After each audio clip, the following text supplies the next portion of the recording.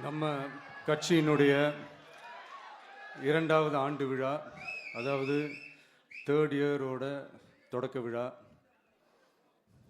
இன்னைக்கு தமிழ்நாட்டில் ஒரு மிகப்பெரிய ஒரு கட்சியாக நம்ம வளர்ந்து இருக்கிறோம் அப்படின்னா அது உங்களால் தான். ப்ளஸ் நம்மளை நேசிக்கிற கோடிக்கணக்கான மக்களும் தான் அதுக்கு ஒரு மிக முக்கிய ஒரு காரணம். நீங்கள் தான் என்னுடைய ஒரு மிகப்பெரிய ஒரு பலம். உங்களை நம்பி தான் நானும் நம்ம கட்சியும் இருக்கிறோம். இதை நான் சொல்லி தான் உங்களுக்கு தெரியணும்னு அவசியம் இல்லை, இது உங்கள் எல்லாருக்குமே நல்லா தெரியும். அதனால் இன்றைக்கி உங்கள் எல்லாருக்கும், நம்ம கட்சியில் இருக்கிற தோழர்களுக்கும் தொண்டர்களுக்கும், இந்த கட்சியினுடைய ஒரு தலைமை தொண்டனான என்னுடைய வாழ்த்துக்களும் நன்றிகளும்.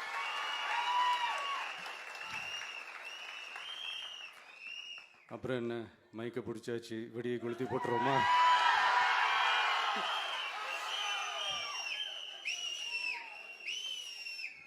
(1977) ஜூன் மாதம்னு நினைக்கிறேன், ஜூன் மாதத்தில் புரட்சி தலைவர் எம்ஜிஆர் அவர்கள் ரேடியோவில் ஒரு பேட்டி ஒன்று கொடுத்தாங்க. அதில் பேசும்போது சொன்னாங்க, பேரறிஞர் அண்ணா அவர்கள் இருந்த இடத்தில் இப்படிப்பட்டவர்களும் அமர்கின்ற ஒரு நிலைமை ஏற்பட்டுச்சேன்னு எண்ணி எண்ணி கண்ணீர் வடித்தேன். அன்னைக்கு அந்த கண்ணீரை துடைக்க ஆரம்பித்த இயக்கம் தான் அண்ணா திராவிட முன்னேற்ற கழகம்னு சொன்னார். அதே மாதிரி 2017க்கு அப்புறம் 2021க்கு அப்புறம் தமிழ்நாட்டுடைய நிலைமையை பற்றி யோசித்து பார்த்த நம்ம தமிழக மக்கள், காமராஜர் அவர்கள் இருந்த இடத்தில், அண்ணா அவர்கள் இருந்த இடத்தில், எம்ஜிஆர் அவர்கள் இருந்த இடத்தில் இப்படிப்பட்டவர்களும் அமர்கின்ற ஒரு நிலைமை ஏற்பட்டுச்சேன்னு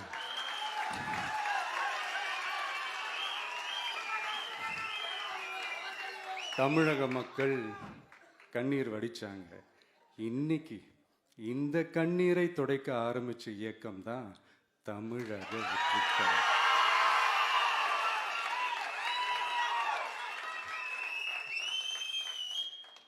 இப்படியெல்லாம் நம்ம பேசுறதுனால கண்டிப்பாக சில பேர் கொந்தளிப்பாங்க. அது பற்றில நம்ம கவலைப்படக்கூடாது, ஏன்னா கொந்தளிக்கிறது தான் அவங்களுக்கு வேலையே. புரிதுங்களா அவங்களுக்கு?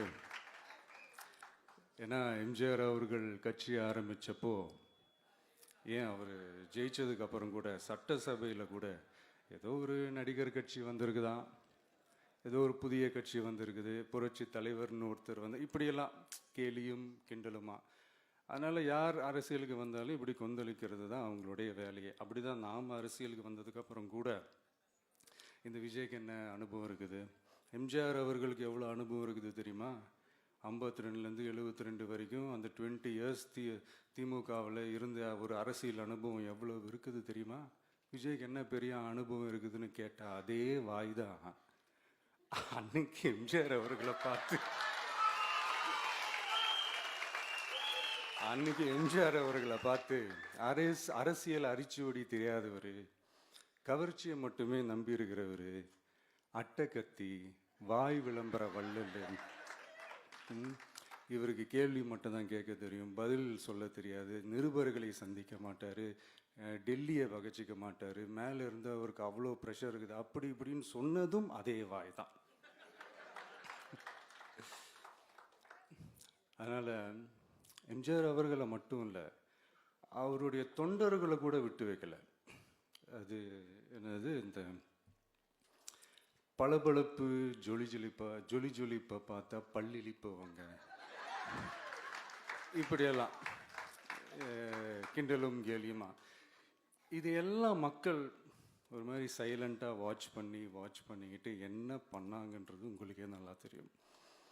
அவர் ஜெயிச்சதுக்கப்புறம் இந்த அரசியலில் பழந்துன்னு கொட்டை போட்ட அனுபவிச்சாலையும் இருப்பாங்கன்னு சொல்லுவாங்கள்ல, அவங்க எல்லாருக்குமே அந்த கோட்டைன்றது ஒரு பகல் கனவாகவே மாறிடுச்சுன்னா பார்த்துக்கோங்க.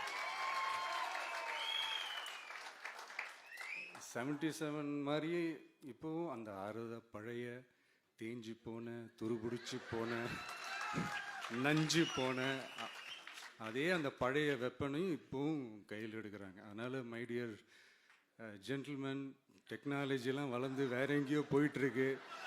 அட்லீஸ்ட் உங்கள் டெக்னிக்கையாவது கொஞ்சம் மாற்றுங்க பாஸ்.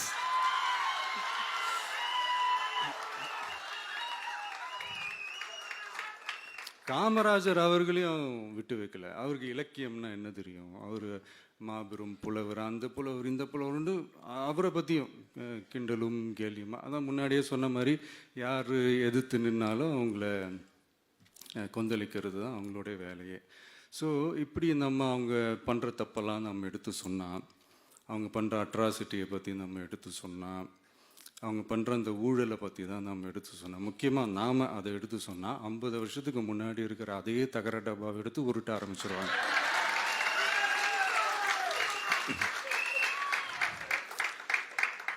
பவளவிழா பாப்பாவுக்கு வேற என்ன தெரியும்?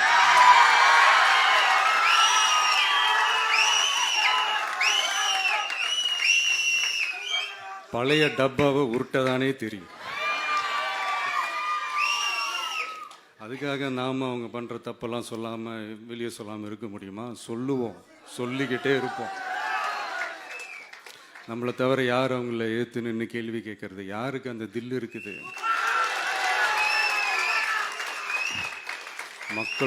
மக்களோட ஒரே பிரதிநிதி நாம மட்டும்தான். ஸோ இப்படி இருக்கிற இந்த நிலைமையில் இன்னைக்கு இந்த டிஜிட்டல் உலகத்தில் திருவள்ளுவர் இருந்திருந்தாருன்னா இந்த தீய சக்தியை பற்றி என்ன திருக்குறள் எழுதியிருப்பாரு? ஒரு கற்பனையா, அநீதி, அராஜகம், தில்லுமுள்ளு இவையெல்லாம் திமுக முதற்றே உலகு.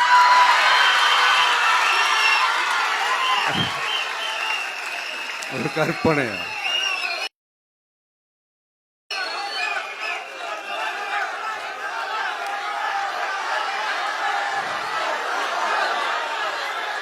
அநீதி, அராஜகம், தில்லுமுள்ளு இவையெல்லாம் திமுக முதற்றே உலகு.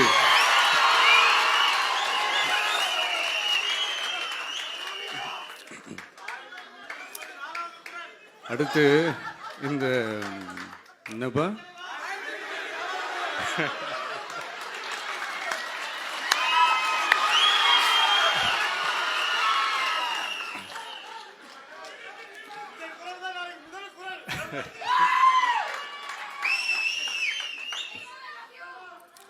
அடுத்து இந்த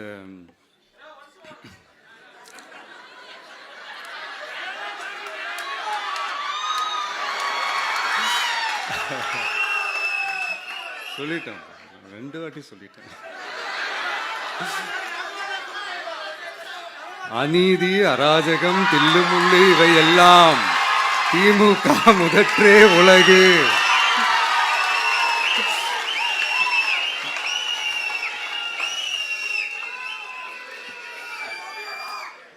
அடுத்து இந்த மும்முனை போட்டி, 4 முனை போட்டி அப்படிலாம் சொல்கிறாங்களே, சரி அவங்கள பொறுத்த வரைக்கும் அப்படியே இருக்கட்டும். அதில் மாபெரும் மக்கள் சக்தியாக நம்ம அணி ஒரு பக்கம், அடுத்து திமுக தலைமையில் மற்ற கூட்டணி கட்சிகள் ஒரு பக்கம், அடுத்து பாஜக தலைமையில் மற்றும் பலர்.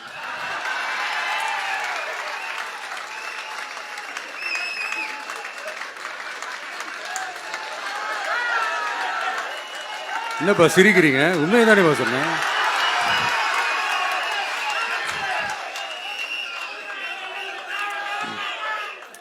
ஸோ இப்படி எத்தனை சக்திகள், எத்தனை பேர் வந்தாலும் திமுகவை வீழ்த்துறதுக்கு மாபெரும் மக்கள் சக்தியான நம்மளால் மட்டும்தான் முடியும். நம்ம டிவிகேவால் மட்டும்தான் முடியும். ஸோ இப்படி இருக்கிற இந்த நிலைமையில் ஏய் விஜய் வீட்டு விட்டு வெளியே வா, ஏய் விஜய் வீட்டு விட்டு வெளியே வா, இப்படியெல்லாம் கேட்கும்போது எனக்கு எப்படி அது தோணுதுன்னா, ஐயோ இவங்க ஒவ்வொரு வீட்டில் இருக்கிற ஒவ்வொரு விஜயும் இவங்க கூப்பிடுற மாதிரியே எனக்கு தோணுது. அப்படிதான் எனக்கு தோணுது. அதனால பொறுங்க பாஸ், வருவாங்க, முறையா வருவாங்க. ஓட்டு போடுற அன்னைக்கு ஓட்டர் ஐடிய கையில் எடுத்துக்கிட்டு ஒவ்வொரு வீட்டில் இருக்கிற ஒவ்வொரு விஜயும் ஒவ்வொரு விஜயும்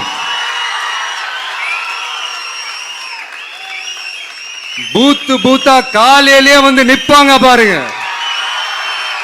அன்னைக்கு தெரியும் பாருங்க, ஏண்டா இந்த விஜய கூப்பிட்டோம்னு.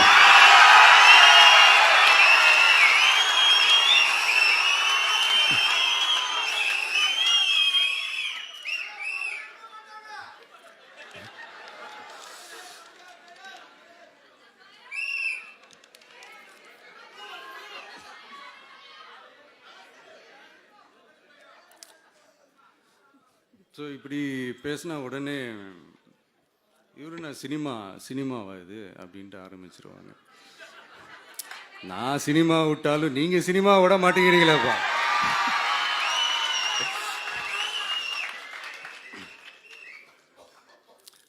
அப்புறம் இன்னொரு ரீசெண்டாக அந்த ஒரு விஷயம் போயிட்டு இருக்குல்ல, இந்த கருத்து கணிப்பு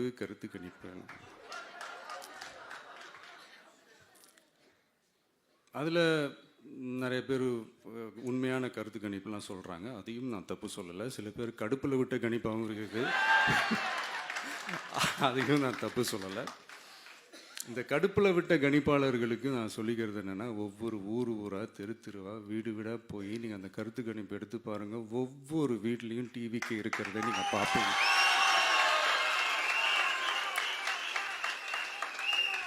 அப்படி சப்போஸ் உங்களுக்கு அது ஷாக்கிங்காக இருந்துச்சுன்னா ரப்பர் வச்சு எல்லாத்தையும் அழிச்சிட்டு மறுபடியும் முதல்லேருந்து எடுத்து பாருங்க, அதே ரிசல்ட் தான் வரும்.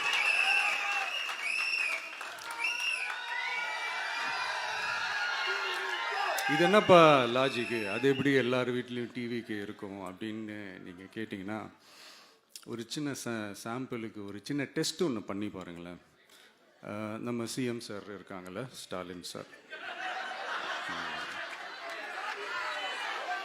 ஒரு 2 இயர்ஸ் பேக் இருக்கும்னு நினைக்கிறேன்.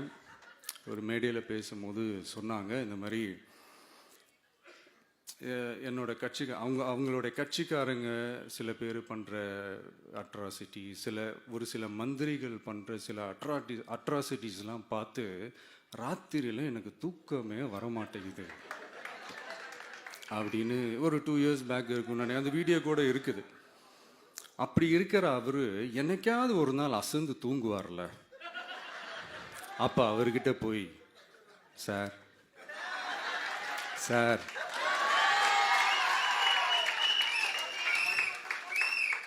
எந்த சின்னத்துக்கு சார் ஓட்டு போடுவீங்க அப்படின்னு கேட்டு பாருங்க. விசில் சின்னத்துக்கு தான்.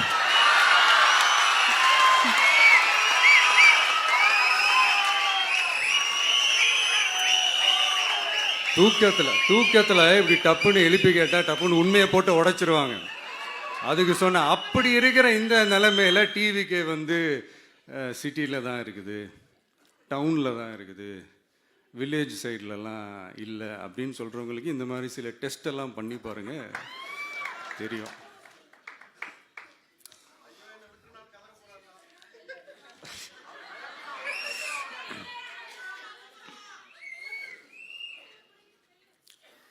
விசில் சின்னம் போகாத ஊரே இல்லை. விசில் சின்னம் எங்கெல்லாம் இருக்குதோ அங்கெல்லாம் டிவிக்கே இருக்குதுன்னு அர்த்தம். என்னுடைய அம்மா, அக்கா, தங்கைகள், அண்ணன், தம்பிகள் டிவிக்கேக்கு ஓட்டு போடுறத யாராலையும் தடுக்க முடியாது.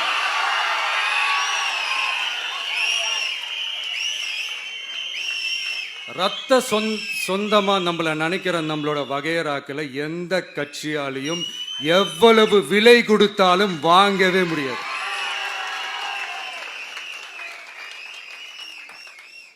நான் ஓவர் கான்ஃபிடென்ஸ்ல பேசுறேன் அப்படின்லாம் நினைக்காதீங்க. இதுதான் கள நிலவரம், கள யதார்த்தமும் இதுதான். தீய சக்தியை வீழ்த்துறதுக்கு தூய சக்தியான நம்மளால மட்டும்தான் முடியும். இந்த 2026 சட்டமன்ற தேர்தலில் டிவிக்கே தான் மக்களோட ஒரே ஆப்ஷன். Otherwise no diversion.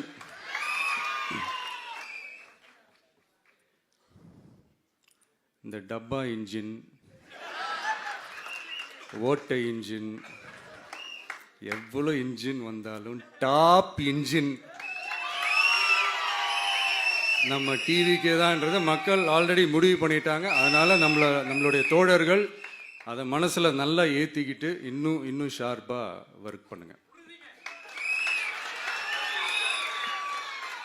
நான் ஏற்கனவே சொன்ன மாதிரி ஒன்றியம், நகரம், பேரூர், பகுதி, கிளை எல்லா இடத்துலையும் அந்த பூத்தாக அந்த நம்மளுடைய வேட்பாளர்களுக்கு ஒற்றுமையாக இருந்து வேலை செய்யுங்க. நமக்கு மாபெரும் கூட்டணியான மாபெரும் மக்கள் சக்தியான குடும்பமாக நம்மளோட இருக்கிறாங்க. இன்னொன்று அன்றைக்கி நான் சொன்ன மாதிரி நம்மளுடைய விசில் சின்னத்துக்கு ஓட்டு போட வைக்கிறது மட்டும்தான் உங்களுடைய வேலை. மற்றதெல்லாம் மக்களோட சேர்ந்து நான் பார்த்துக்கிறேன்.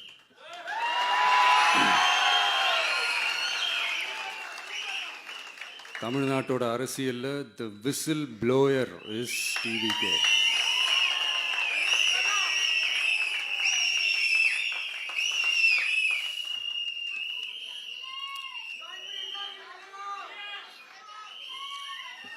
நம்ம மக்கள் இந்த விசில்ல ஊதுல இந்த தீய சக்தியும் இந்த ஊழல் சக்தியும் தெரிச்சு ஓடணும். எப்படி தெரிச்சு ஓடணும்? அன்னைக்கு சென்ட் ஜார்ஜ் கோட்டையில் டிவிக்கு ஆளும் கட்சியா எழும்.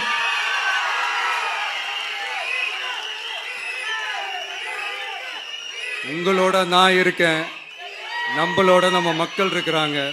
இதுக்கு மேல என்ன வேணும்? கான்ஃபிடென்ட்டா இருங்க. நல்லதே நடக்கும். வெற்றி நிச்சயம். மீண்டும் சந்திக்கும் வரை நன்றி, வணக்கம்.